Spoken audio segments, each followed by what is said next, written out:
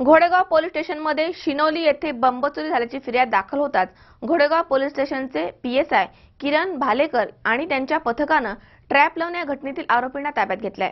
दरम्यान आरोपींकडून चोरलेलं साहित्य जप्त करण्यात आलंय।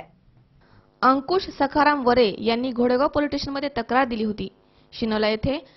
शिनोली येथे बंब चोरी झाल्याची घटना कळाली त्यानंतर गोपनीय बातमीदाराकडून बातमी कळताच या गुन्ह्यातील आरोपींची नावे समोर आली आहेत।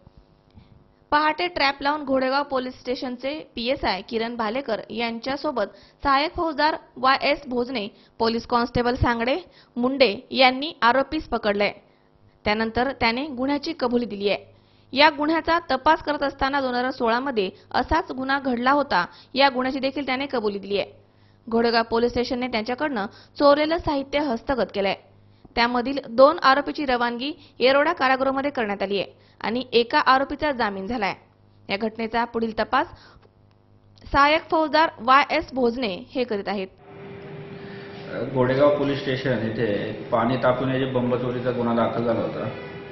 गुन्ह्याच्या तपासादरम्यान मिळालेल्या गोपनीय माहितीच्या आधारे शिनोली येथून 3 आरोपी अटक केले होते। आरोपीकडून 2 पाणी तापवण्याचे बंब हस्तगत करण्यात आले आहेत। तसेच आरोपीकडे अधिक तपास केला असता त्यांनी नारोडी फाटा येथील एक पाणी तापवण्याचा बंब आणि बॅटरी चोरी केल्याचे तपासात उघड झाले आहे। सदरचे साहित्य तपासादरम्यान जप्त करण्यात आले। सदर गुन्ह्याचा तपास चालू आहे। सदर आरोपी अटक करण्याबाबी महत्त्वपूर्ण काम पोलीस सब इन्स्पेक्टर भालेकर तसेच सहाय्यक फौजदार भोजने, पोलीस कॉन्स्टेबल मुंडे यांनी त्यामध्ये महत्त्वाचे कामगिरी पार पाडली। हुसेन काठेवाडी, C24 तास, घोडेगाव।